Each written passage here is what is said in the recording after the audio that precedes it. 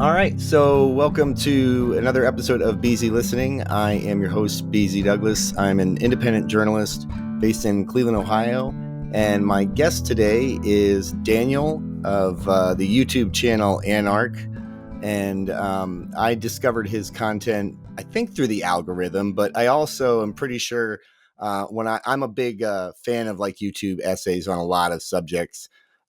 Probably came into it through like the media criticism world, like deep dive video essays on TV shows or things like that. But I stuck around for a lot of the great political content that's out there and deep dives into history and philosophy.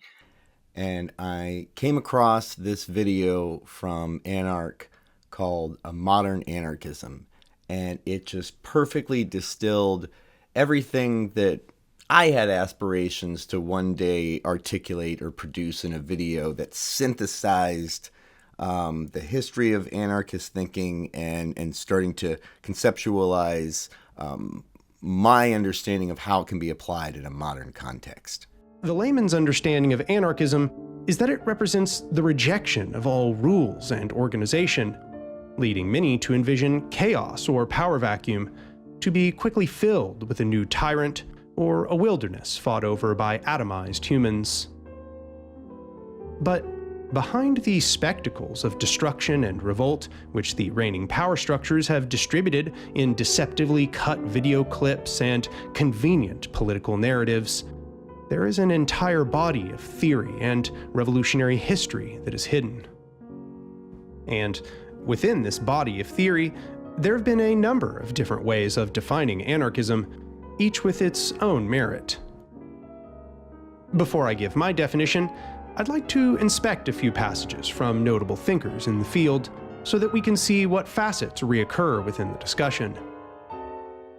In the Introduction to Anarcho-Syndicalism, Theory and Practice, for example, Rudolf Rocker says that anarchism is a definite intellectual current in the life of our times, whose adherents advocate the abolition of economic monopolies and of all political and social coercive institutions within society.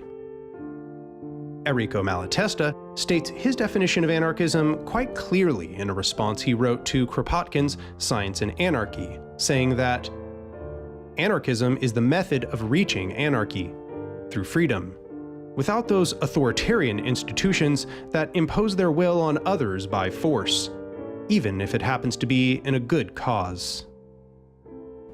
It is also commonly said by thinkers such as Peter Kropotkin or Lorenzo Camboa Irvin that anarchism is the no-government system of socialism.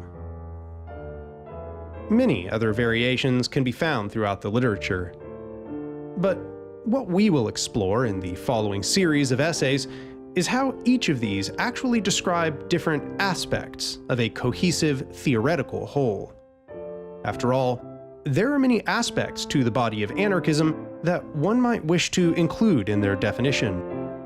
In both Rocker and Malatesta's versions, for example, we see a shared understanding of anarchism as being the method through which a new form of society is reached. In Rocker's, additionally, we get an understanding of anarchism as a body of political theory, an intellectual current, as he says. And lastly, in Irvin and Kropotkin's, we get a description of its orientation within the body of socialist theory as an anti-state philosophy. Here, I will offer the following definition. Anarchism is the opposition to all hierarchical power structures, the framework for locating and understanding them, and the method by which we might dismantle and replace those hierarchical power structures with a horizontal society of free association, controlled together by the people, which we call anarchy. To me, this interview was a great opportunity to sort of do an official coming out and laying out of the fact that I am an anarchist as a journalist, which coming into that space, it dawns on you very quickly that that's a diversity we don't see in media.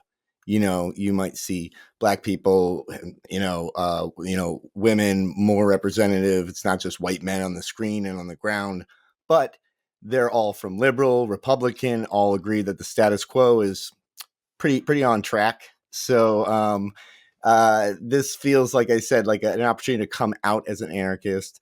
And I wanted to share with you like my path to becoming an anarchist. But before I do that, because I've talked quite a bit in this intro, I wanted to know what has been your path to anarchy. Yeah, I get this question somewhat often, and I feel like I've given a bunch of different variations of answers to this. Um, I suppose I first started calling myself anarchist during the Occupy movement. My first uh, encounter with organizing was with Occupy Tulsa, and I started studying some of the more typical kind of gateways to anarchism, like Chomsky and Howard Zinn and stuff, and began calling myself anarcho syndicalist after I started to study all of that. But that's sort of a rigid answer. I suppose the broader answer is just that I've always had a sort of skepticism of authority structures, right?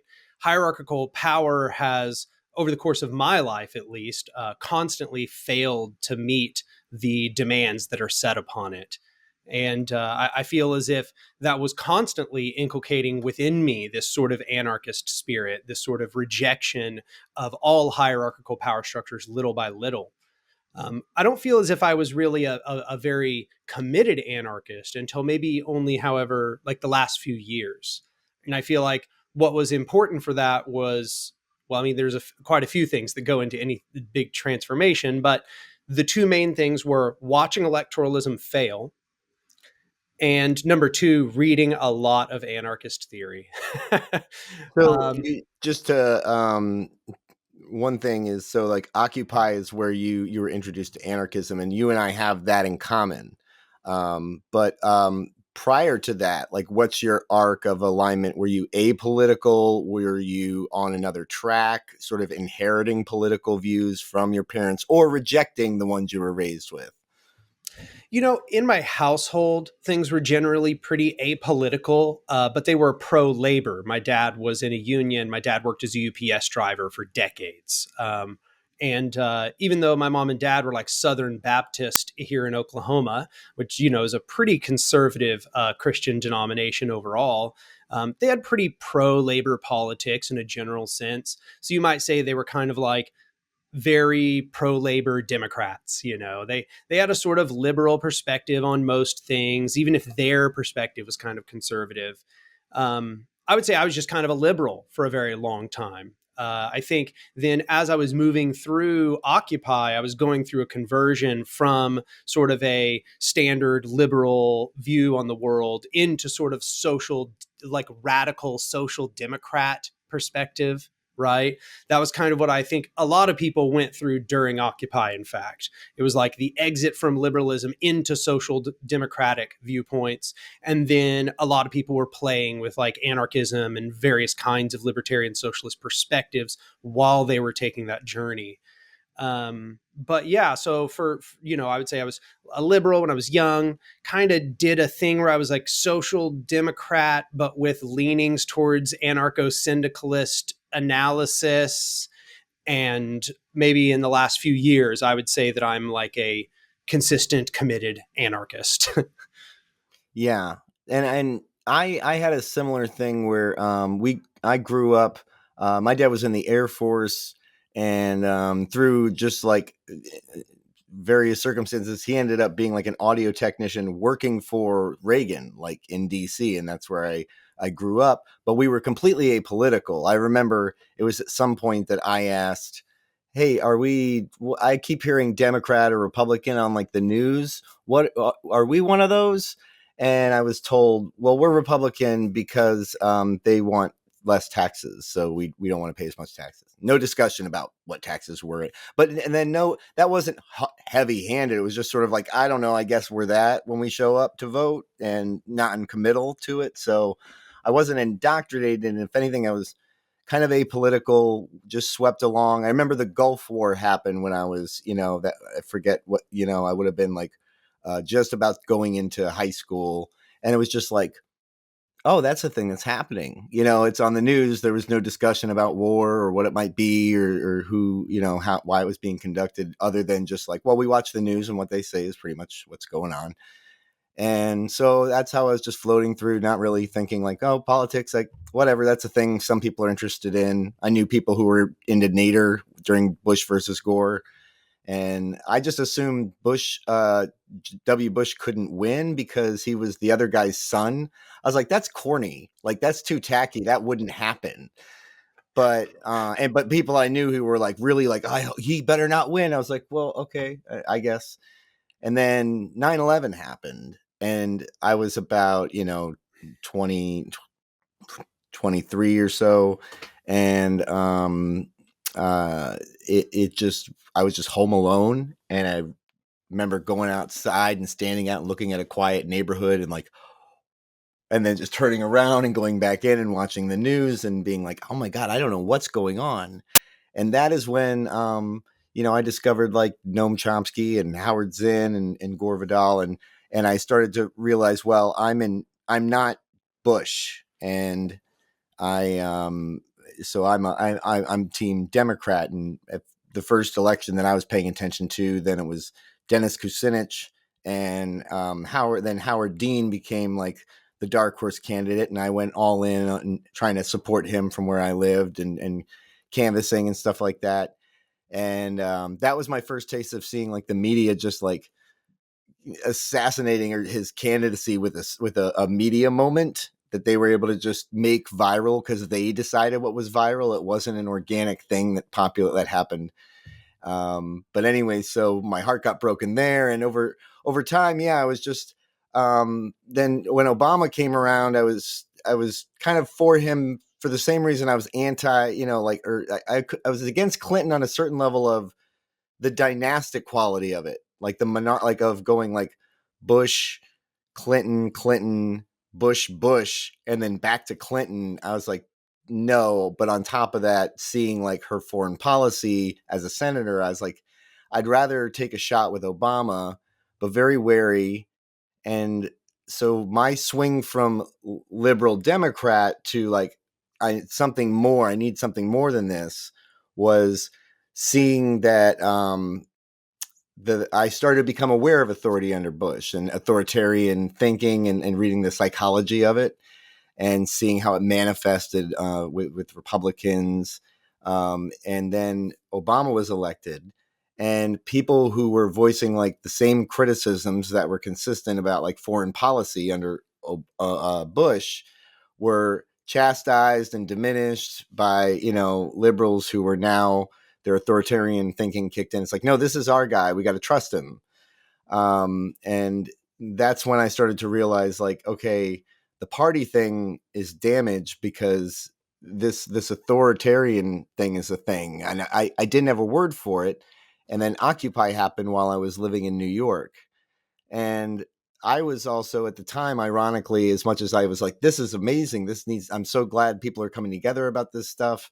I was working in like corporate advertising in a career I just fell into out of like a working like, oh, I got a job doing HTML. Cool. I can, I'll follow this where it goes. And that led up to like the ladder of just working at bigger agencies. Eventually, like, I was working on Citibank exclusively, making banner ads for them and all kinds of just annoying shit for their the agency. And then I was going down to Occupy on my lunch breaks to attend workshops and listen to people. And I ended up proposing to my wife down there because the People's Mic just struck me as this beautiful thing.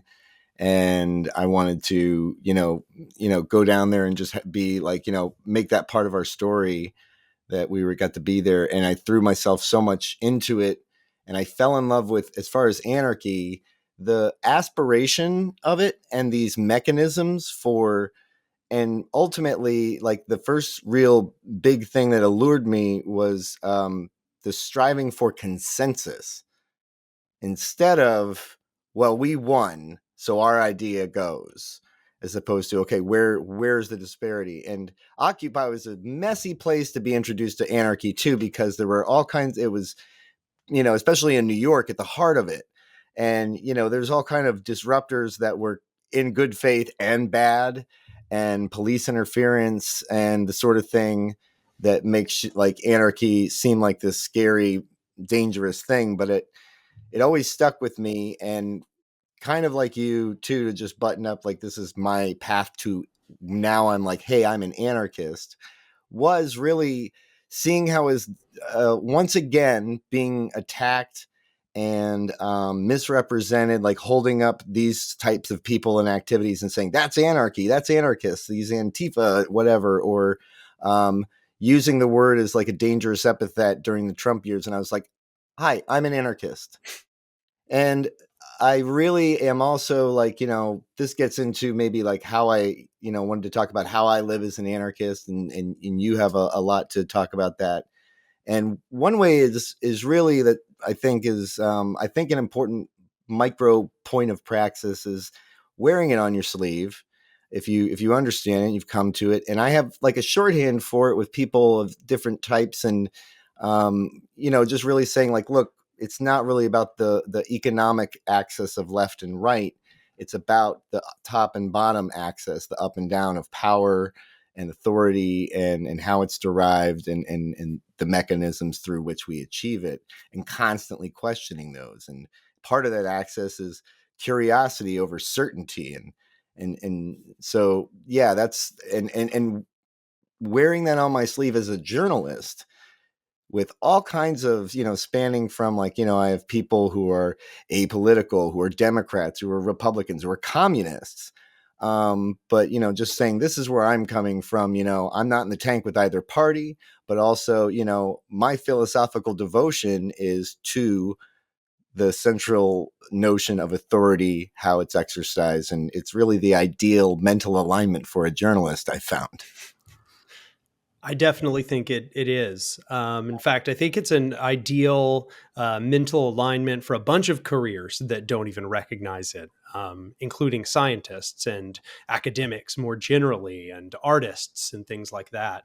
I think that if they only thought about it for a little while and researched it a little more thoroughly, they would find that it is extremely well aligned to the fundamental values of those professions.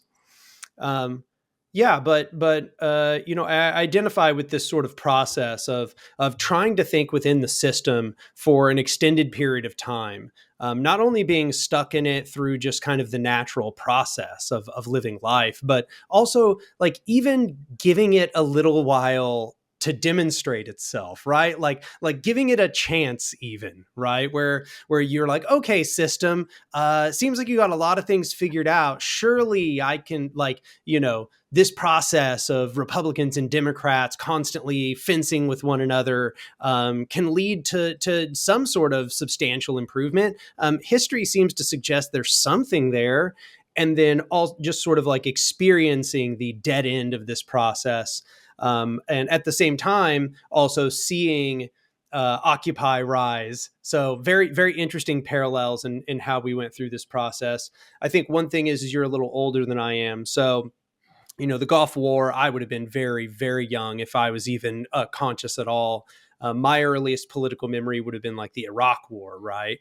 So 9/11, obviously, but, I didn't really have like a political perspective per se until the Iraq War started to demonstrate itself as just an utter failure of foreign policy, or I guess more appropriately, a success of the foreign policy of an authoritarian empire. But, the failure of this foreign policy to really get its own people anything, or to improve the lives of the planet, the lives of the people on the planet.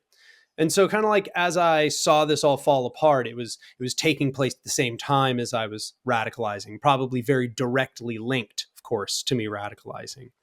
Well, Occupy Wall Street, another notable difference is probably that Occupy Wall Street was massive and was the epicenter of all of this. Occupy Tulsa was pretty significant. We had a substantial number of people out there. The movement made the news several times. The protests were quite large. There was a lot of coordination with regional groups, but we also had problems with splitting. Also had problems, as you say, with actors that were causing damage, both people in good faith and bad faith, both of them being involved, and having to work our way through that precisely in the way that you're speaking about the importance of consensus, but also how it's all tied up in that process of figuring out how to navigate these choppy waters that arise as all kinds of people get mixed up in your movement. And to a degree, you might say I've been spending the last 11 years trying to figure out good organizational answers to questions like that. And to some significant degree, the occasions of what took place in Occupy ended up informing my entire praxis for the many years to come. Not just insofar as I was stuck within it, but that I had to learn from it, looking back upon it as an example to compare the things I was doing to it, and understanding things by comparison and contrast to it. So yeah, I think we have a lot of similarities in how that whole journey went. And what I found really excellent about your video essays, and then taking in some of the recent interviews you've done with other channels in preparation for this, is some key points you hit a lot now that are like, I guess, your talking points. And one of them that is really great that I certainly want to adopt, because it gets to, I think, to whatever degree, my praxis, how I live as an anarchist is, and that is the means or the end, that the union of those two. And so anarchy to me, there initially I thought like, well, I can't adopt that label because I'm kind of like, I'm navigating the world of, I'm kind of stuck in the machine. I had when Occupy happened, I had an 8-month-old, my first son at the time, who's now 10.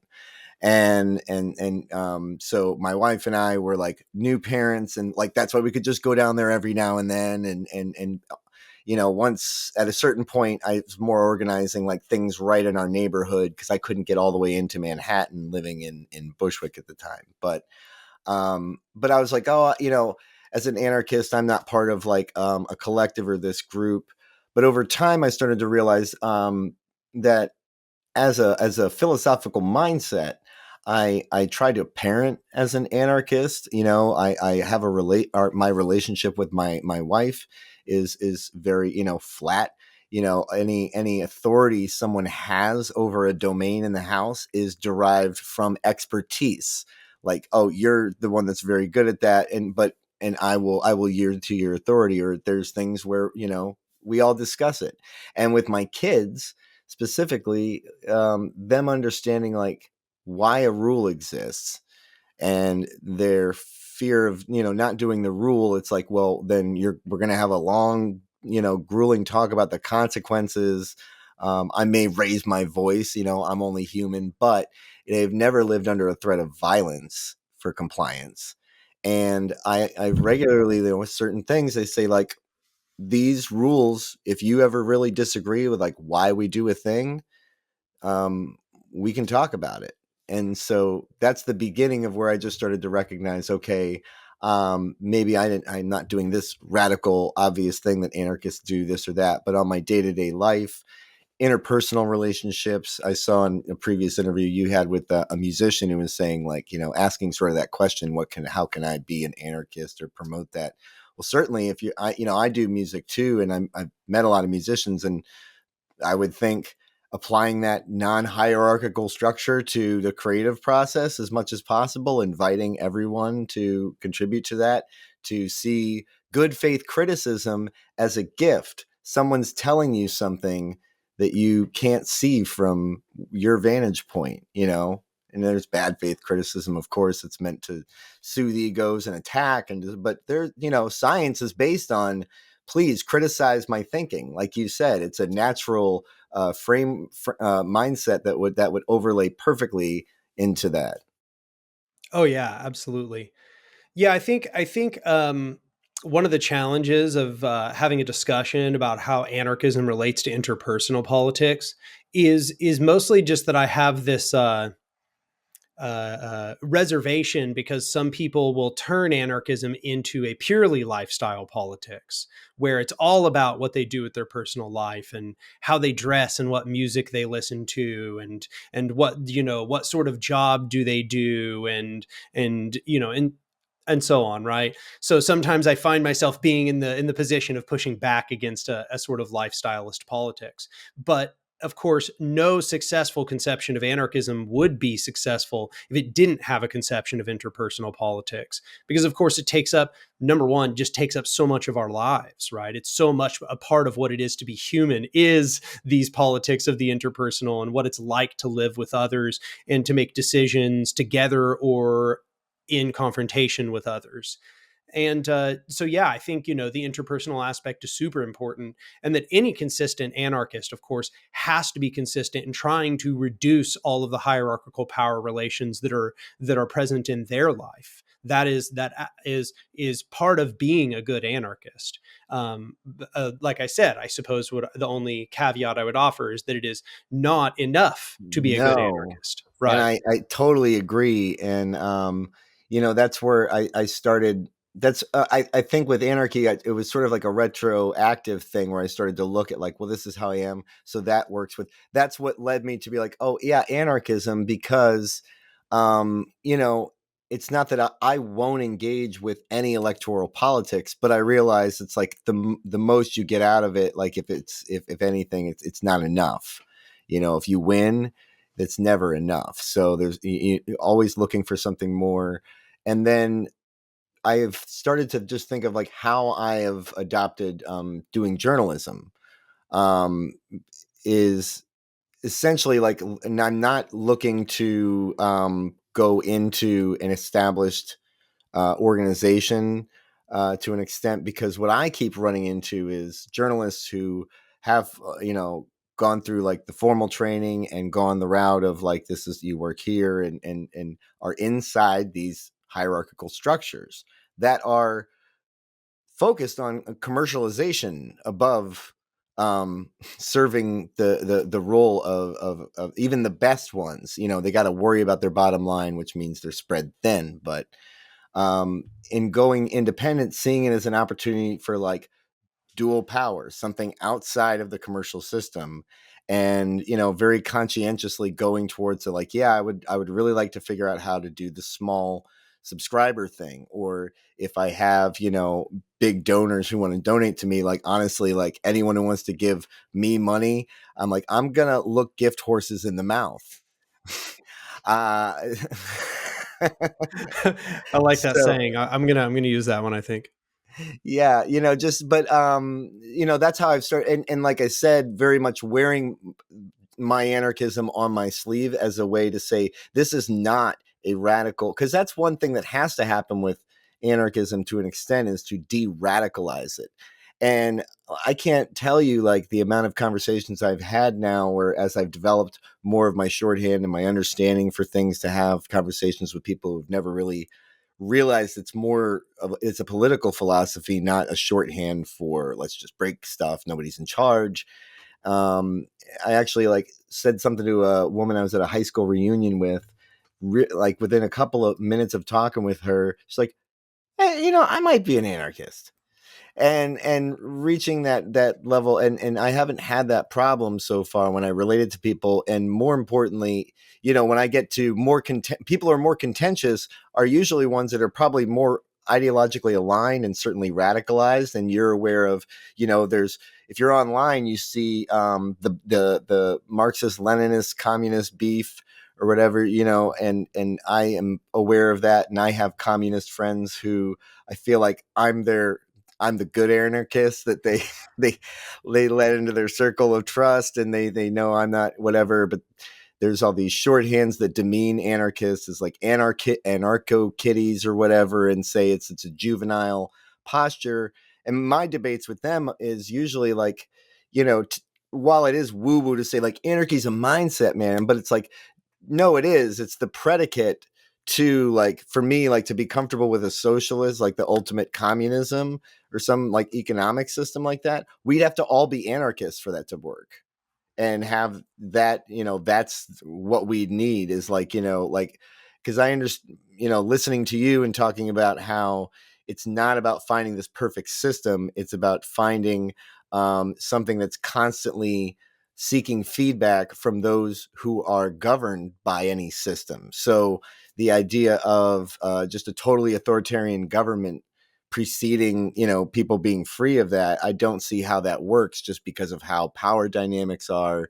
And it's just an interesting thing to find that, like, certainly I think communists and anarchists to an extent have to agree, like, well, neither of us are as bad as your average capitalist, or neo-feudalist to some degree, with like what's going on in the direction of our country. But then when we get to that point of, like, contention that you've articulated and gone into a lot, that your videos really, like, kind of hammer home, like, here's why these are incongruous. At the same time, I know that the people who call themselves communists that I know locally, well, they're doing things that do need to be done, as far as like forming block clubs to organize the citizens and find out what their issues are and bypass the electoral system, sort of a dual power thing. And it's the sort of thing where, as if that is a starting point, that's good, as long as it never gets to a point where any of these neighbors who join this block club do not have a means for their voice to be heard and seriously considered if they're coming in good faith. Then however they're communisming right now is cool. I have some solidarity with that, and they certainly, being close to all radical activist circles in my profession, as much as, more so than, and then having access to, powerful people, is where I've found I get close to a lot more stories that need attention. Yeah, I notice in a lot of what you're discussing here the return to a topic that I've talked about a lot, and that is this idea that we need to be out anarchists. Like crypto anarchism is something you do in a workplace where you're afraid, or is something you do when you're around an authority structure that could punish you for it. But when you're around people and you're talking to people outside of that authority structure, or even inside of it, if you're, for example, unionizing or something, you should just say you're an anarchist. And there's this weird thing where often people will be like, how do you talk to people about anarchism without using the A word or whatever? And I'm like, well, step number one is to use the A word. Like, say you're an anarchist, defend anarchist philosophy and political ideology, explain anarchism, tell people you are an anarchist, and then explain it. And I think that's extremely important. The part of the reason it is stigmatized is precisely because anarchists aren't calling themselves anarchists and defending that viewpoint in a public sense. So that has to be directly pushed back against. And I it's not think. to say too, I mean, and I think in the most recent interview you did, there was a part of it where you actually, it was the term was put out there that I've said to other people, which is flavors of anarchism. There are many flavors of anarchism. And if I'm coming to someone that has, for whatever reason, taken in something that biases them against anarchism, they think it's one thing. The first thing I remind them is, like, look, anarchism is an actual political philosophy, and it has many flavors. Like, as much about me if I tell you I'm an anarchist as if I tell you I'm a Christian. Am I a Quaker? Am I a Catholic? Am I a Dominionist? Do I dance with snakes? You don't know.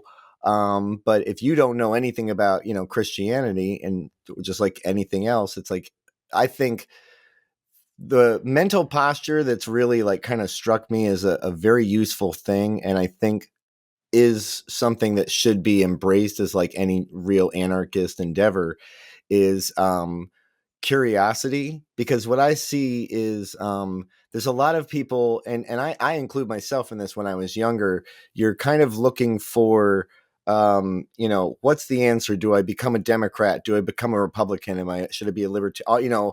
What thing do I have? I need to lock into it and become certain about it. And while I am certain that anarchy is now a political philosophy, with as far as like the thinkers behind it, the ways that is being attempted to be applied as just a guide star of political thinking. It is going to be a process of constantly being curious about what's the best way to govern. And the problem with capitalism is, they have tried to assert that we have reached the end of history. This is the answer, capitalism. And communists say like, no, we got to go a little bit further. Then that's the end. And no, there's no end. There will only be means to get a little zen. Yeah, no. I mean, it's funny you say to get a little zen, but there's actually a lot of that sort of zen insight especially within the individualist anarchist tradition, but also within the social anarchist tradition. And the worst part is that the communists who see communism as an end are being inconsistent with their own political philosophy, which indeed sees communism as just you might say the beginning of history, as per the way they see it through Hegel. So like, you have this bizarre thing where if people actually just like read Marx and tried to understand Marx in context of Hegel and all of that, they would probably have a much more libertarian socialist perspective. They'd be much closer to anarchists. Unfortunately, they don't read Marx. They read Lenin. They read Marx through Lenin. They read Marx through Stalin. They read Marx through Mao. And that gives them a much more authoritarian sort of capitalism repackaged with red aesthetics is the result a lot of the time. And so you get a lot of those same mentalities, these same sort of end of history mentalities, the belief that they can achieve some, ideal super system or something that will just have everything figured out. There's no concept of feedback because it's just full of hubris, full of this idea that you can perfectly plan everything in society all at once. And yeah, I think that just fundamentally goes against the grain of the anarchist critique. Anarchists also seek communism most of the time. If you look at anarchist literature, but they don't seek a centrally planned authoritarian communism, which is unfortunately all too common these days. They instead seek a communism that functions from the dictate from each according to their ability to each according to their need. And basically just saying, well, how can we achieve that? While having a society wherein we have freedom, equality, and solidarity with all people. And so that's essentially why I hold that perspective as opposed to a more authoritarian perspective. And the more I research, the more I feel that it is vindicated. I think that in a significant way, kind of looping this back into that interpersonal politics, looping this back into, claiming your anarchism and all of that. I think that like doing this discernment that we just discussed here for maybe the last 3 or 4 minutes ish or something is often very helpful for helping people understand where anarchism lies within the political milieu, you might say, right? Where it's like, in this way, using these radical terms, being like, yes, I'm an anarchist. Yes, I'm a communist. No, I don't want a state. Yes, I want a society of equality without the market. These things at first will be very confusing for people. But if you actually talk your way through them, it can often be extremely enlightening, such that they understand not only where anarchism lies, but where it lies in contrast to what they don't want. Right? When they say, well, I don't want the USSR. I don't want, modern China. I don't want, and it helps reinforce this idea. It's like, well, in fact, neither do I. These are the examples of why I, why I don't hold that ideology. Right. This is all of these topics link together in a very helpful way when you're educating people about anarchism, I found. And I don't know if it's a shallow way to put it, but it's certainly true in some sense that I also just am never going to be comfortable calling myself some dudeist, some dude's name is. Yeah. It's sort of reinforcing the great man trope. It's because it's like one person writes this down, but it's like we can move on. There can be more than that. So I've always been a fan of, like, I guess on a taxonomy level, like just naming things. I like that anarchy is not I'm not like, you may say that your flavor is this or that, but ultimately, like, it's the way communists are always wearing, like, well, I think like this person from 100 years ago. I'm like, it's like it reinforces that idea. It's like they're at a certain point, they figured it out, and we don't have to go. We can just keep deriving things from that person's thinking. Seems like a stifling idea to me. Yeah, absolutely. And I find it very peculiar that they often have this tendency to call themselves scientific thinkers. And I just like ask them, where in science is there this great man worship? Like, we don't call, physicists don't call themselves Newtonians or Gaussians or Yeah, but I Laplacians. mean, there is actually one thing that, like, I think they finally stopped. They're starting to stop doing, but when I did stand up for a minute, like 10, 12 years ago, I did a joke about Asperger's, which was about how it's a terrible fucking name for that disease, for that condition, for that. And now it's no longer, I think, even used. It's someone who's autistic, and there's a specific, like, part of them on the neurodivergent spectrum. But yeah, that, like, they named conditions after, like, science should be getting rid of that. And I like that there's that move towards that, because it's just non-specific. Yes, yes, absolutely. What you'll find is that generally, when scientists use a name like that, it's either just like a placeholder, like in the example of Asperger's syndrome, or it's kind of just like, oh, this guy discovered it, or this guy named it, so it gets named after him.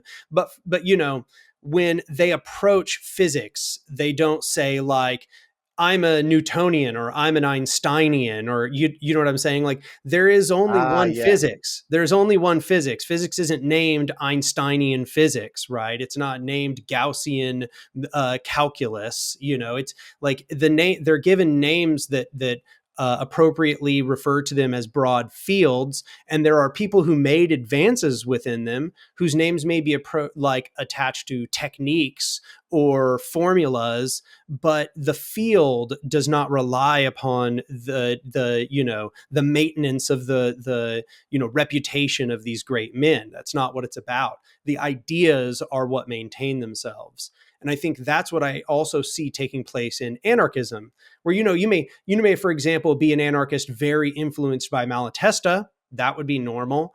You may be very influenced by Stirner, and that would be normal, or Bookchin, and so on and so on, right? You might respect those ideas, and you might respect certain things within them, but you would still recognize yourself as an anarchist in the same way as someone might recognize themselves as like a physicist. You would recognize those people made contributions. They gave us certain ideas and theoretical frameworks that we use and lenses that we use to understand things. So I see a lot more of the scientific mindset within anarchism than I do within these authoritarian structures, which seem to me, not to get too polemic here, but they seem to me to be much more related to religion than they are to science. Wow, you just read my mind, because I was thinking about how I wanted to get into religion, and um how that overlays with anarchy, and it's one aspect of anarchy I'm not really aware of, is like how religious thinkers have come to this, because I would think it would have to be ones who treat their religion with the appropriate amount of, I guess, more that it is spiritual, metaphysical, versus a religion is a manifestation of a hierarchical structure. Because I was raised in as a Catholic, and the rigidity of that, and the stories that just get pushed onto you with mostly just out of recitation and repetition, and they just didn't stick. And by the time I got older and found a lot of more curiosity about the world, and more like wonder, at things. I found that it was just such a small language, or the notion of a creator being anthropomorphic. It was very easy to shed that, like, and I, luckily I never went through like a new atheist phase, so to speak, but I definitely like found my atheism, and when it hit pretty home. And I remember listening to a lecture by like I think it's David Brin, who's more on the libertarian side of things, but he gave this fantastic lecture about speak as like scientists trying to reach people who were very much into the Bible, and pointing out to them that, like, the story where God tells Adam to name all the animals, that's like a great metaphor for science and taxonomy, and using their language to, just say, like, and that's where I started to think about science as like, yeah, that's a celebration of creation, understanding everything. Like, I find that that's a far more like deep appreciation for creation than, like I said, something that's anthropomorphized and filtered through human-made hierarchical structures.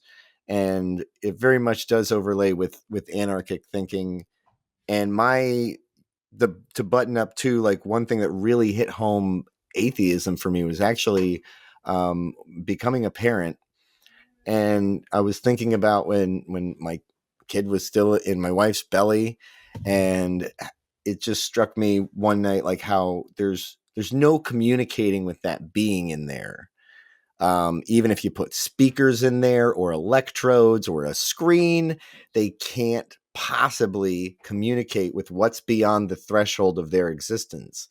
And thinking about how time dilates and slows down, like if you had to sit in a dark room and hear nothing and see nothing for 10 minutes, that's a long time. And that so, like, that a human being, a human mind consciousness lives in this whole world and then dies, and there's no way that the afterlife, which is our world, could communicate with that. It's got to be the same thing with whatever comes next. So anyone who tells you they know, we just can't, our brains can't know it any more than, a child in the womb could know how to speak, or a 9-month old even. You just have to develop, and it's not something that can be brought to you.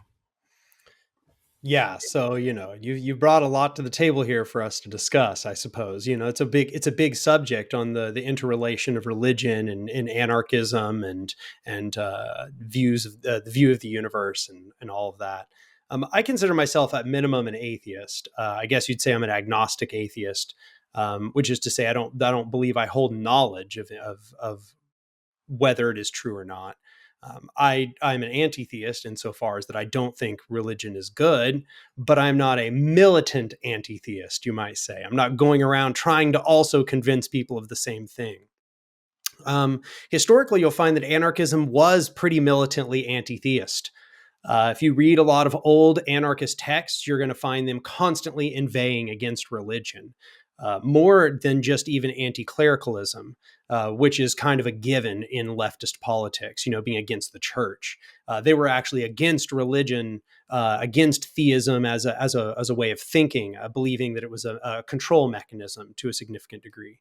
I hold somewhat similar beliefs. I don't think it arose as a control mechanism. Well, it certainly serves to, if I said, like, a important guidepost for human development is curiosity. And to a certain extent, something like Catholicism, in my view and experience, it serves as a stopping point, something to give you certainty in order to put your curiosity at bay. Oh, yeah. Yeah. To be fair, though, I think a lot of things function in that capacity. I think Yes. there's a lot of things that function that way. I think that certain religion and certain denominations are just explicitly arose as control mechanisms. That much is like uncontroversial. But some anti-theists also try to argue that all religion sort of arose as a control mechanism. I don't know if I can agree to that thesis. But what I will say is, in the modern era, what you'll see is one of the parts that anarchism has shed is the militant anti-theism. You'll see that there's still a significant atheist and anti-theist presence within the anarchist movement, but that there is a much more of a consciousness that there are religious and supernaturalist perspectives, you might say, which are fully compatible with the atheist political project. And that requiring people to be anti-theist or atheist at minimum or whatever to be an anarchist is too much. It seemed probably a lot more rational right after the Enlightenment, when like you could see the material ways in which the clergy was interacting with power structures and was so clearly embedded within them, and wherein it was just so toxic to society in every single way, in a way that it would have been impossible for almost anybody to deny. In the modern day, we see that these religions have exploded into thousands of denominations and different interpretive frameworks, many of which have been explicitly merged together with anarchism. You'll find plenty of like Muslim anarchism and Zen anarchism, and more broadly, even Buddhist anarchism or Hindu anarchism, Christian anarchism. Christian anarchism is one of the biggest ones, So it's like, in the modern era, you see that there's a lot more philosophical cooperation, you might say. And part of that is because of those religious people coming to anarchism and saying, hey guys, pretty much love everything you got here. Would just really like if you could make a little bit of room for us, And I suppose anarchists of maybe the last 70 years, if I'm just kind of guesstimating, have been way more open to that. Kind of like hearing those arguments and recognizing that there will need to be a philosophical pluralism in the anarchist movement.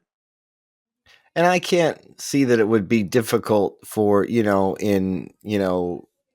imagining, just like, a clump 1,000 level like idea of an anarchist society where, these people are religious, and to whatever degree there's hierarchy in how they practice their religion, as long as it's not imposing upon the community at large.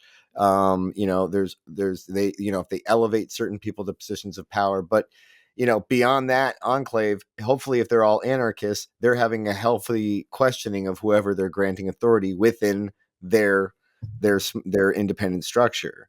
Because that's, I think, the thing where it gets hard for me or anyone to start imagining, like, well, where does this go from what's the we're doing it, we're living the means, and we have reprioritized so many things to I really appreciated, talking to some degree about the notion of, a difference in anarchic thinking is that maybe a goal should be for all of us to work less. Yeah, it's bizarre how that's been.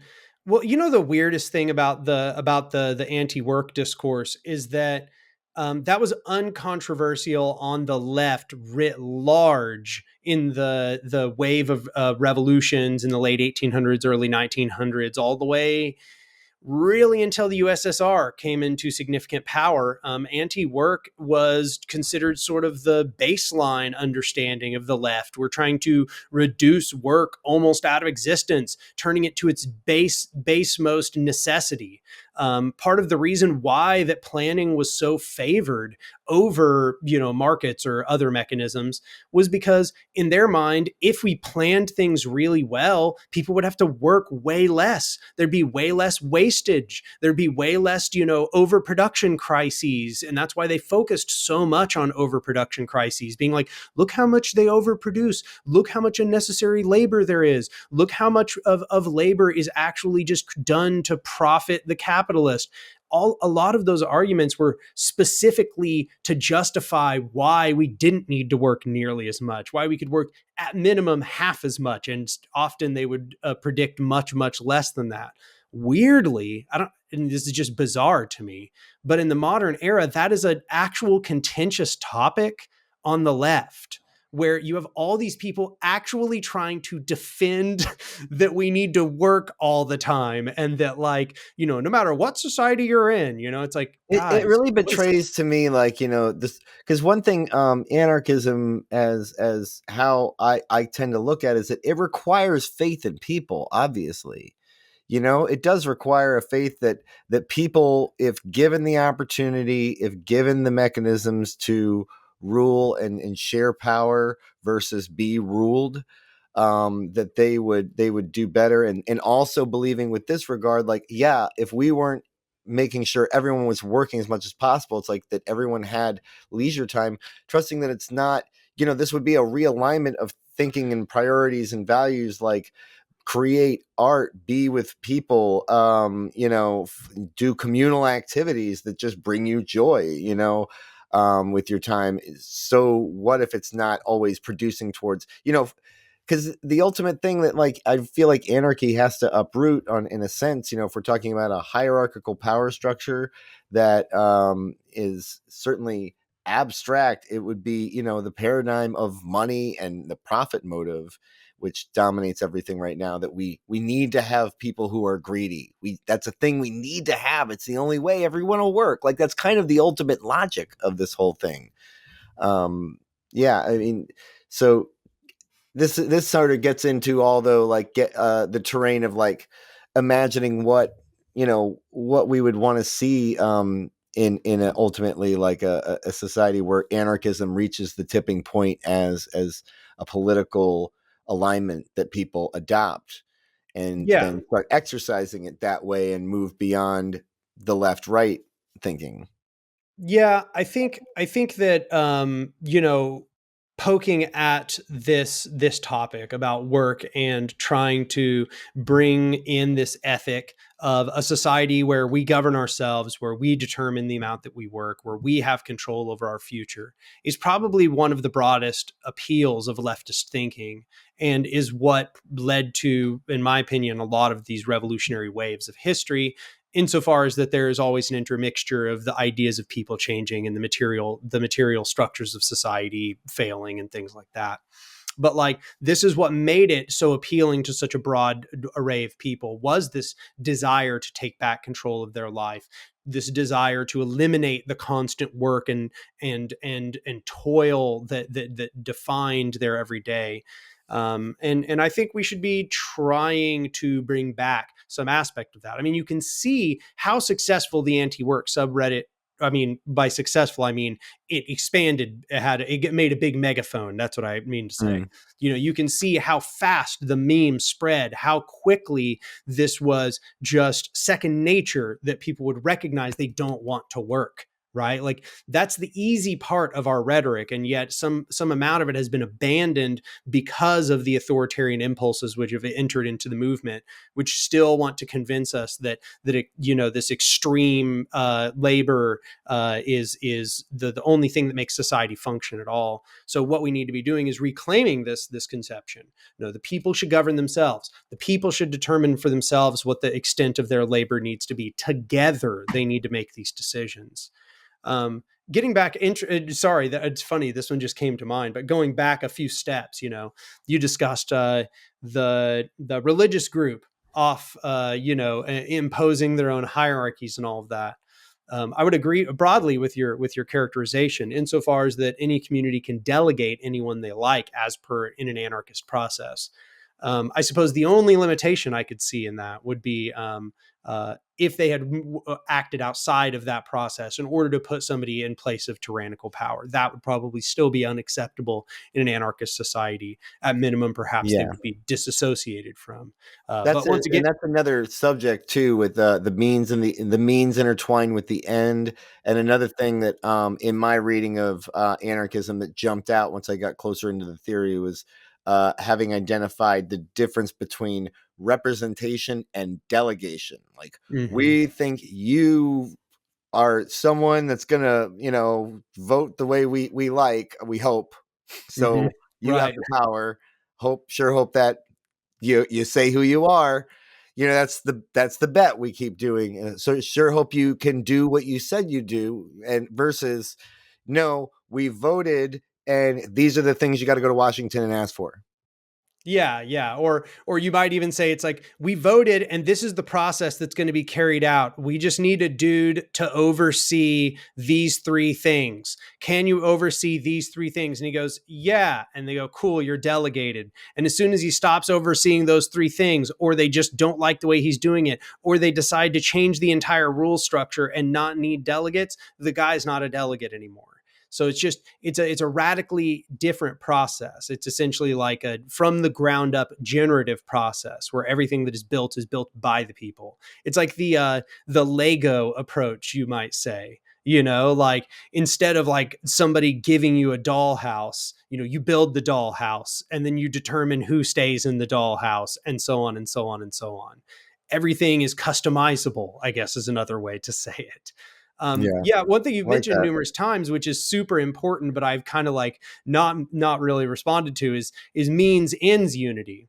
And even though I would be happy to take responsibility for emphasizing this aspect of means ends unity, I would just like to emphasize that it's one of the most important parts of anarchist theory. I think it really goes back to the roots of anarchism. And a big part of the reason why is because a lot of modern anarchist thought has arose precisely because it was in a contraposition to people who were asking to use authoritarian means. So a lot of what the anarchists were tasked with doing was pointing out, no, you can't use that, and you can't use that authoritarian mean, you can't use that authoritarian mean, you can't use that authoritarian mean. And when they had to ask themselves why it was that all of these things were the case, it was clearly because these means precluded the ability to achieve our ends, right? Like this was just continually the argument they had to return to over and over and over, where it's like, yeah, I know, guys, it seems like it'd be real convenient, but like, we won't get anything done if you do that. That's just shooting us in the foot. It seems really great right now, but it basically means we'll never be able to run the long run. Like that's essentially the argument the anarchists have been tasked with making now for like 150, 160 years, something like that, So yeah, means ends unity is incredibly important. And I think it appropriately sort of links together everything we've discussed so far. Yeah, and it would get to establishing trust in whatever we need to, whatever structures need to be created because right now like everything's broken down, and it's fascinating to think of like if we're reimagining things like the justice system, and certainly the process of voting, and the fact that like you know um and to what degree can corporate power exist, because there was one thing that started to strike me as I was moving along in the moving along in corporate America and like advertising before I really my political consciousness and class consciousness had developed. I was just like recognizing slowly, oh, there's no there's no democracy in my workplace. The owner of these places just says we're doing this, or whatever, and that's what happened. And seeing that these were all mini dictatorships, and maybe the bigger they got, there was there's a board and stockholder, but it's like the cogs in the machine. None of you had any say in like this is what we're doing when we were going to acquire this company or not. That was all you know not even represented by any. It's just dictated. And that's why I say, like, I feel like we're living under with the way corporate power is in terms of how people's lives are. It's like this neo-feudalism, considering how many like personal relationships exist between those who have power in the corporate world and even in the overlap in the political world. Oh yeah, absolutely. And it's funny insofar as we're talking about the corporate world as a mean that cannot achieve our ends. Um, part of me wonders if that was, or I've often wondered out loud if that was the big mistake of the hippie movement.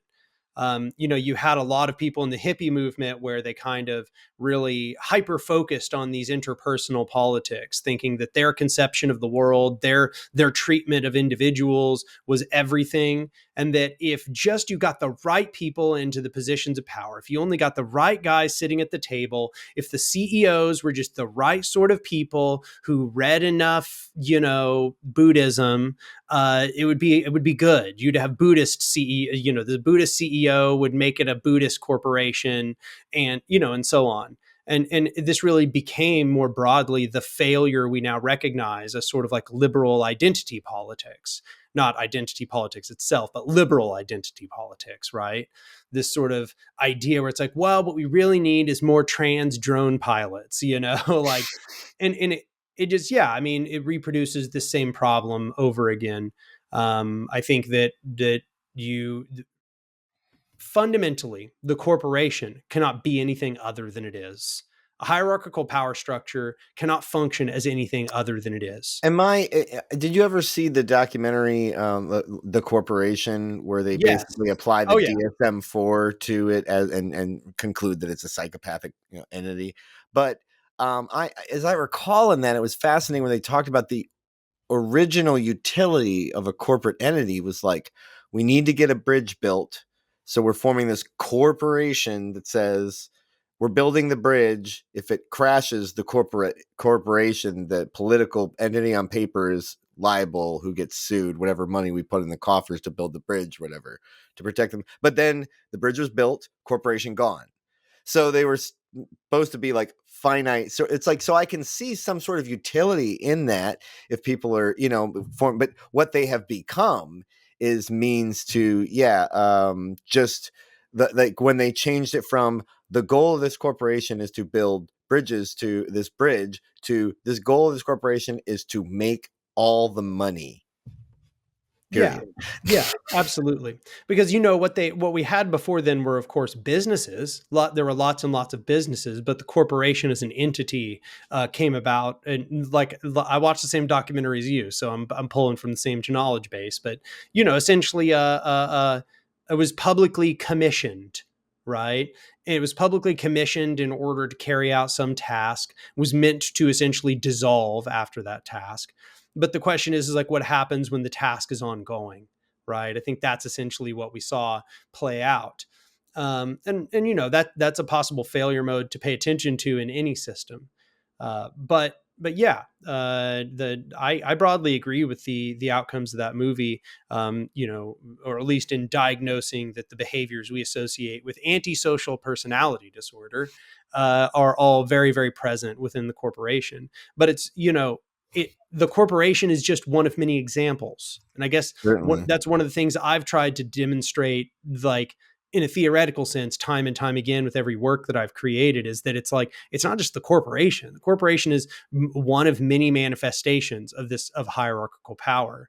And everywhere hierarchical power functions, it reproduces this same sort of antisocial behavior. And this is where I definitely would recommend your series on the state is counter-revolutionary, I believe is called. And really just understanding the state is that mechanism, which some people, it's not questioned that we have that, or certainly it's not considered that, as problematic as it is on a fundamental level for what its intended purpose is, the management of chaos, and so forth. And I certainly have wondered what would if we got rid of the state, but then what functions do we still need to get done, and they're just carried out with, however that group of people that it affects want to carry it out. Oh yeah. Yeah. I think, this is where it's funny, because I wish that conversations came this far a lot of the time when I was talking with people in the authoritarian left, because this is where the interesting questions come in, which is like, where are the failure modes of even an anarchist system, right? Okay. Like, imagine the anarchist system needed to do X, Y, Z. How would it carry it out? And if we really understood what the checks and balances of that system were, how could it still go wrong? Because I'm very interested in those questions. Like, I seek to answer those questions and figure out good answers to those questions.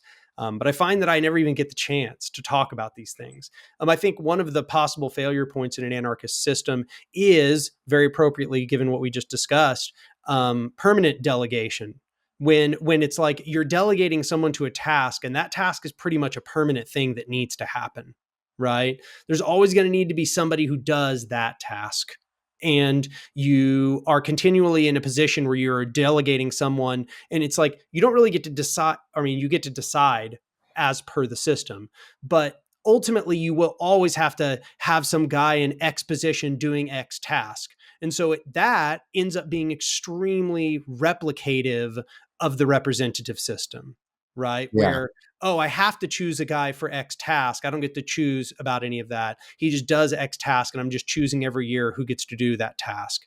The only difference is, and this is the upside to an anarchist system, is if they were displeased with that process, if they were displeased with that permanent position of delegation, they could just abolish the entire delegated position outright. They could just say it doesn't even exist anymore. Now it's actually handled by 6 people who Right. are on constant rotation, and we vote them, or, here's a big list, rotate through the list. Like it's at least possible solutions would be at hand, right? Yeah. Like, I but love the the idea tangible. of just playing like, hey, we, why did, again, like, why did we stop thinking of ideas once we came up with voting, and also that took us so long to get it, just the basics of voting right, like everybody gets to, but then going further than that, like, I over the years, it started out as a joke, but it's never left my mind as like, how can it be worse? Once I said, like, what if you extended like the mechanism of jury duty to the Senate? So you're a registered voter, and at some point you get a letter and says you're going to be senator for 6 months. You have 1 year to learn, and then, like, what if we made really stringent requirements on elected representatives? Say we were going to have representative, but we start chipping away at it, and like, we in Ohio, where I live, from now on, if you want to be senator, like, you have to spend like 6 months attending these city hall, like, going around and listening to people, and then the previous person can onboard you, but that's all a very transparent process. But yeah, it's just randomly chosen, versus like, it's always the moneyed class. And more than that, the thing that troubles me getting, looking at politics closer than ever, and being a hyper local evangelist too. Like, I don't care if you are not an anarchist, you're a Democrat, you're a liberal, you're a communist. Like, if your efforts local, you're getting more ROI, and people need that attention. But I forget where I was going with this, but yeah. Yeah. But no, I mean, that's like, I guess you're absolutely right that system would probably function better in some ways. It would function worse in other ways, obviously, but it would function better in many ways. It would probably represent the needs of the people quite a bit more. It would probably be quite a bit more chaotic. Things would be a lot more ridiculous. You'd probably have entire Congresses or entire Senates where it would just be hilarious tomfoolery for, however long they were in the position. But it would probably be better than the not hilarious tomfoolery, which our system currently does. I wanted to say this. That's where I trailed off with, I broke my own brain for a second. Was the way that looking at the current political system in America functions, like, the kind of person you have to be and who will succeed if they're willing to, compromise their morals in all the right ways. It's really become like this niche for, toxic narcissists, and like people who are just like, they love the attention, they'll do anything for the attention. And all these compromised people, and favors owed, and the machine of it all. It's just, the fact that, a lot of the people who aspire to like rise to certain levels, they're like, oh, I've wanted to be a politician since I was a kid. I won't name names, but there's specific people I think of who it's like, and when I hear that in interviews, it kind of chills me to the bone, because then if they adopt that mentality early enough, and they're just like, well, this is how the system is, I'm going to figure out how to, I'm going to be the best at navigating this system. And the system is monstrous. Though it just keeps producing monsters who will, be obsequious to whoever will allow them to rise in it so they can fulfill their dream. They've always wanted to be president.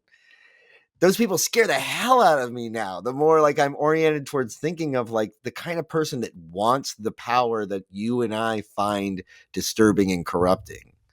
Oh yeah. I mean, there's, it's funny because for years I was like wrestling, or I guess I'll start it a different way. There's always this saying that, power corrupts and absolute power corrupts absolutely. But I remember being aware very young that like there were competing conceptions of what was happening with that. That like power attracts the corrupted. That's another conception of it. Another conception is that power just reveals, like power just shows what the people really are. Mm, At this point, I've just realized those really aren't in competition. It's all those things, right? It's like power attracts the corrupted, power corrupts the uncorrupted, and it reveals a lot what was already within those people in almost every circumstance, a lot of both their weaknesses and less often their strengths, right? sure. And so it's really all those things, and that's kind of the worst part about it, because you'll notice at the end of each of those analyses is corruption, right? Like you get a bunch of people in the seats of power who are corrupt because corruption is what made them want to go there to begin with. They're power seekers. Okay. So you get a lot of them off the bat who got there because they were power seekers. The ones who weren't power seekers, who are just there because they want to do good things, will be corrupted by the system. Okay, well, now that's pretty much just both categories of people, right? Hmm. Like you just pretty much just covered all your bases. Everybody is corrupt at that point. And it really gives truth to the easy popular conception that everyone has and is said all the time by every person living under a republic, and that is that their government is corrupt. Everybody knows it, that all politicians are corrupt and that all politicians are liars. And it's not because in many ways they are like bad people. It's because even if they were good people, it wouldn't matter. It wouldn't matter. The system needs what it needs. They are components, and as components, they must fulfill a particular purpose. Yeah, and that it becomes also, again, feeding into like there's like the neo-feudalistic aspect, especially really here on the local level, where you keep seeing the same family winning the same office over and over again, judgeships, all these other things that people aren't paying attention to, and power is certainly not being dispersed, and if anything, it just keeps getting rolled over in the same narrow lane of families and connections, but always in the, like it's always the thing that can win is like what is serving capital, what is serving money, not what is serving people. And pumping the brakes to figure out the best type of government has just never been on the table. So I think there's a lot of things I could talk to you about. If there's one that's left on the list, certainly it would, like, I've always been really interested in seeing um, a radical open source model for government. And this would certainly go towards like the software that's ever used for anything. I think there's a lot of mistrust right now. It's like a lot of our election software, it's black box. It's run by private companies. It's been kind of terrifying, talking again about like watching the liberals do things that I'm like, now you're mad about that? That's or is like how they've really like become eye rolling about the idea that elections can be stolen because Donald Trump is calling it out. It's like, that was one of the first things that animated me in politics, was when I really realized how bad it was with how they purge voter databases and then who builds the machines and counts with them. And so, yeah, that's been another like instance where now the liberals all think if you're talking about these black box voting companies, now that's the dominion of crazy right wingers, and that's making my head spin.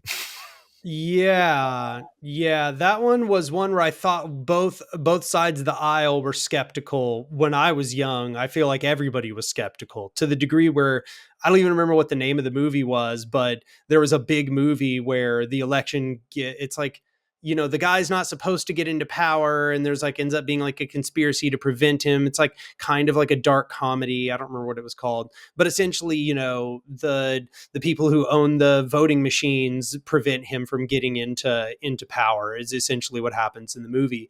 And I remember finding that just to be like, relatively uncontroversial as a premise for the movie.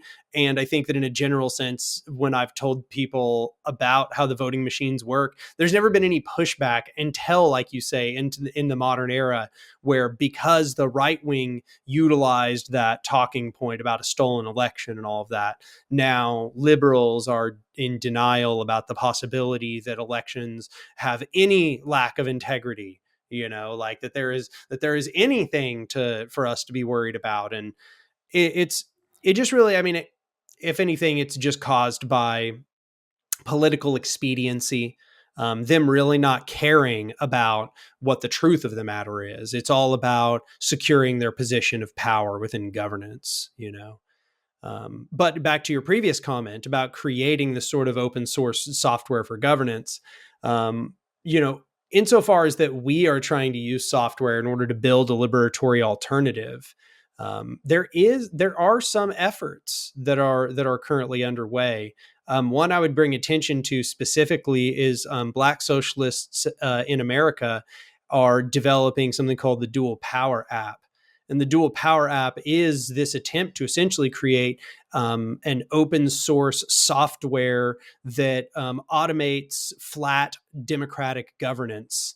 It's essentially like, if anybody's interested, I would go look it up. The Dual Power app with BSA, not DSA, but it's borrowing heavily from a model called sociocracy, which might also interest people to go learn about.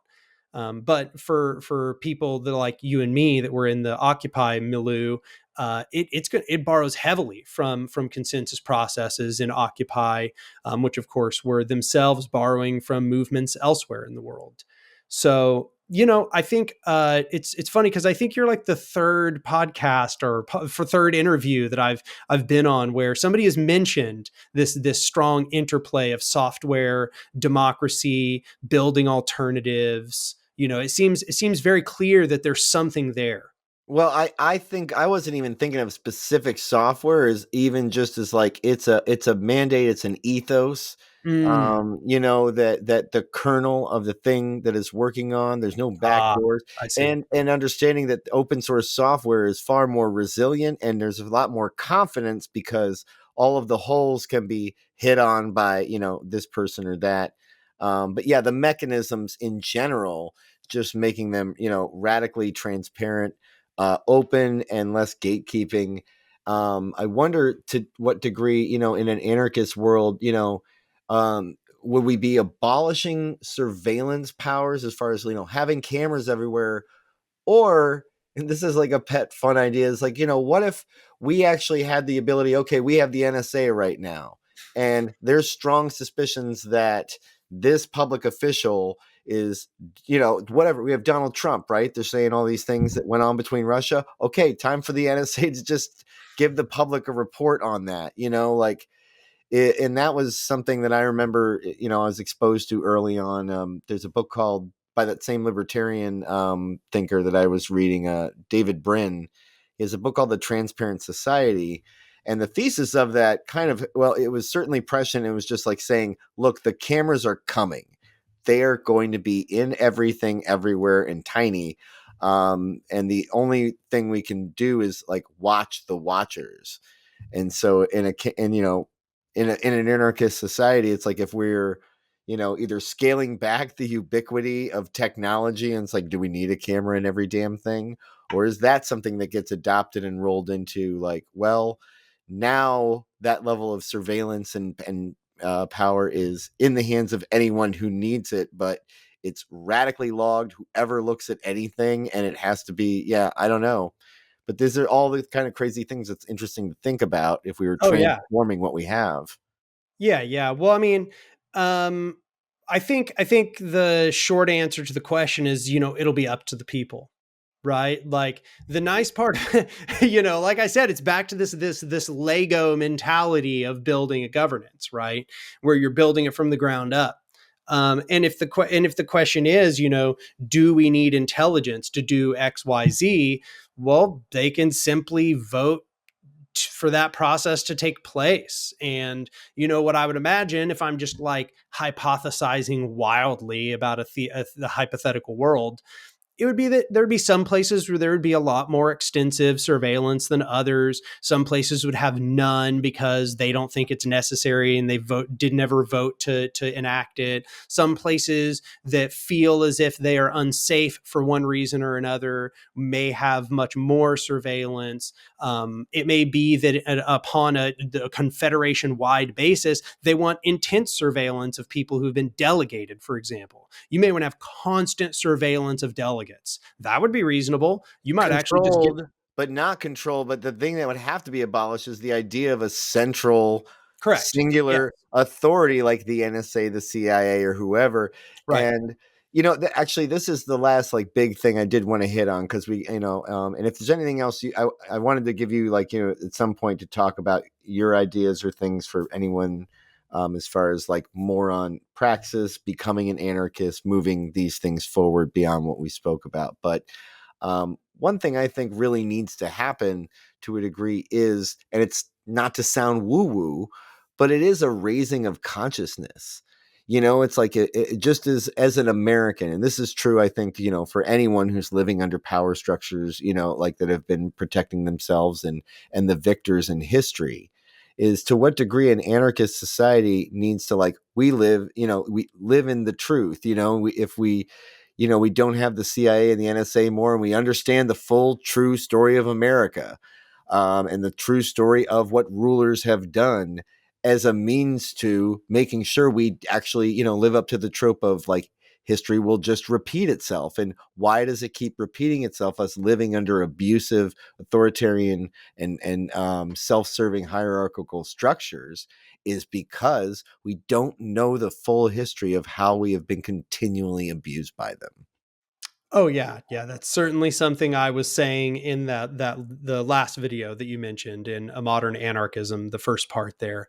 We've essentially been beaten down by a structure of abuse. We've come to blame ourselves like an abuse victim, and part of our work is then recognizing that it is not our fault. You might say that it's not that we have to free ourselves from our abuser in that sense.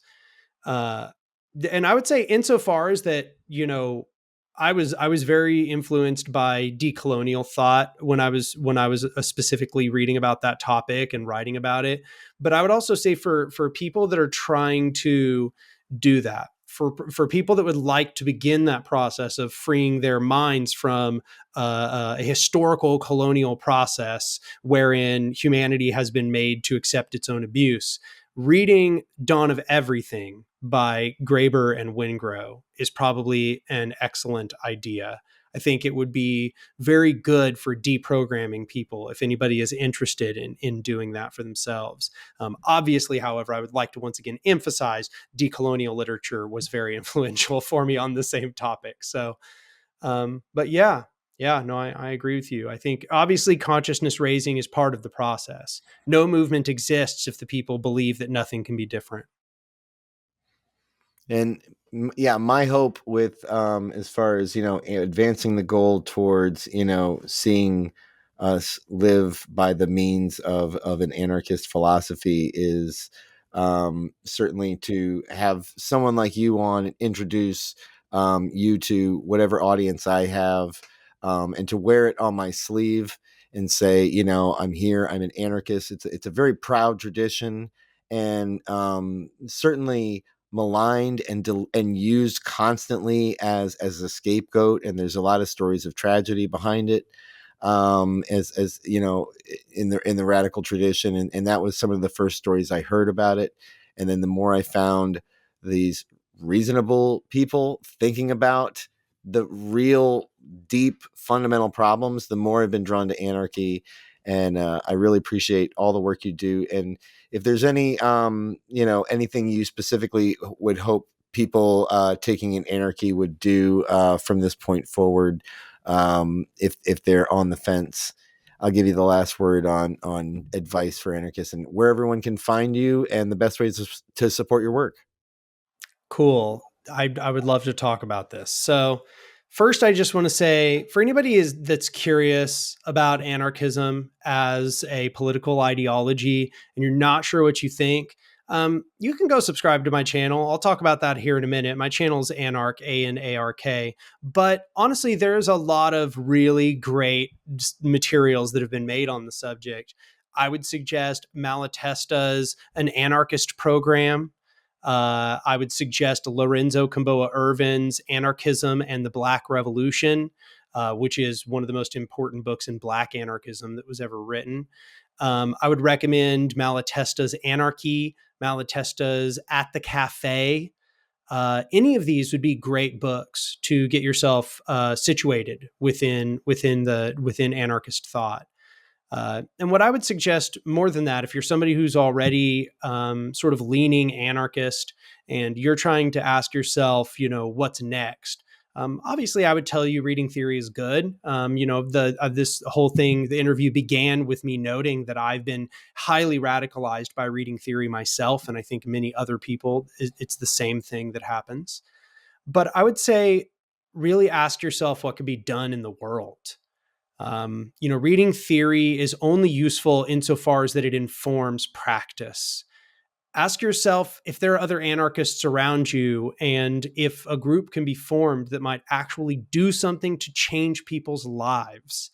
Ask yourself if organizations can be built which can construct dual power, which will be held by the people, which will not be, you won't go about begging for help from state structures or just trying to do entryism in other established groups, to begin building something actually radical and revolutionary, something that is actually representative of anarchist values. I think that is extremely important. And if that describes you, if you are somebody who are already leaning anarchist, I would really implore you to ask yourself how you can act in the world in whatever capacity is available to you. Ask how you can act in the world. And then I suppose with all that being said, I run a YouTube channel called Anark. I try to actually write theory. My conception of this channel from the get-go is that I am not writing to be at the mouth of the pipeline to anarchism. I am writing to be the end of the pipeline. I am here for the people that want to do a deep dive, that are not going to be afraid of a detail and jargon and long analyses of phrases and historical events. The people that are really finally there to figure out all of those little ins and outs. That's what I've created this channel for, because I found that there was really so little resources available on YouTube at that level. And more than that, I've endeavored to try to make them as beautiful as I can. Even though I try not to compromise at all on the material itself. I am happy to make them visually beautiful and for them to have beautiful music over them and to try to put. Cannot recommend enough the script, which you make available in a Google Doc, which is excellent for, just being able to take things in and really go jump to, what was that thing that was said, that quote, and the imagery and the music is gorgeous. I can't tell you how amazing the production level of what you put out there. It's that kind of thing where it's, I love the YouTube community for when people, put that kind of work into it, just because I for whatever reason has motivated them. And I applaud you for your efforts. And I certainly immediately saw it and celebrated it and was looking forward to sharing it with everybody. And that's what having you on here was. I've actually realized through talking with you, it's like we have, I follow them on Twitter, and wouldn't be surprised if I do know some of them. Like we have two local anarchist groups, the Burning River Anarchists and Forest City, that, they participate in Food Not Bombs and things like that. But I'm so wrapped up in, and if I have my last word to just say, you double down on what you're saying, like form local groups, find people. And I think where you find them is where I hope most people will spend their political energy. If they spend a lot of time online and thinking they need to take in this person's takes, or they're like, what do I do with all of this angst? And, yelling about what this political, like, top level person's saying, or what Joe Rogan said and all that kind of attention isn't going to get you as much as if you go into your local community and find people. If you're watching things online, you're into the YouTube creator community, there are people, and I speak as a journalist, I work with sources and activists who are like older school, like boomers and your hippie generation, and they're doing great work, but they don't know how to amplify it. They don't know how to put it out there. So it's like connecting with them, and then I build credibility for anarchists as a whole, as being like, well, the one person who showed up and listened to me and took me seriously, is helping me, is an anarchist. So if that's, I think I would hope I'm doing that sort of practice, at least, of like, that's the way I see it, is I'm helping people because of my anarchist principles, feel that the institutions of government are failing. Certainly with what I cover in criminal justice and police abuse, an example of severe failures and people who are absolutely powerless over a system that can destroy them. And going out there and not trying to say, hey, I can fix it. Like, how can I help? I love that approach. And in fact, I think it's been really one of my big takeaways. If you're asking yourself how you can help people that are already in oppressed situations, often the answer is as simple as show up for their struggles and continue to show up for their struggles. Don't ask for credit. Don't try to convert them. Show them that you actually care. Like it sounds so simple as to be trite, yet it's true. And what you'll find in a lot of people that are in oppressed communities is they're just so tired of people entering, only caring about their struggles for a little while, looking for recognition and praise, trying to convert people or get them to come into their group. And it's like, all I can say is just do the opposite of that. Show up and actually care. Okay? Like, recognize that your struggle is tied up in the struggle of everyone else. That's the key. Well, thanks so much for sticking around to the end. I hope everyone will go and check out Anark's YouTube channel, specifically A Modern Anarchism, the video that prompted this interview. If I have one regret for this interview, it's honestly the fact that I hit stop on the recorder, and then we just talked for like another hour and a half, and there was a lot of great stuff that came out of that conversation, and kind of wish I'd been able to put some of it back into this. But I think that Anark and I will be keeping in touch and hopefully putting out some more content in the future. And I want to also, of course, take this time to thank all of my amazing Patreon supporters and Substack subscribers. There's never any like good words for like thanking people through this medium. Like I hope to see or talk to every one of you at some point soon, and really give you an earnest handshake and look in the eye and say thank you. I really, really like doing this work, and I know the people whose stories I'm trying to tell are really appreciative that someone's paying attention to them, even if it's just a guy with a few hundred subscribers and a modest YouTube channel. But I'm hoping to grow the audience.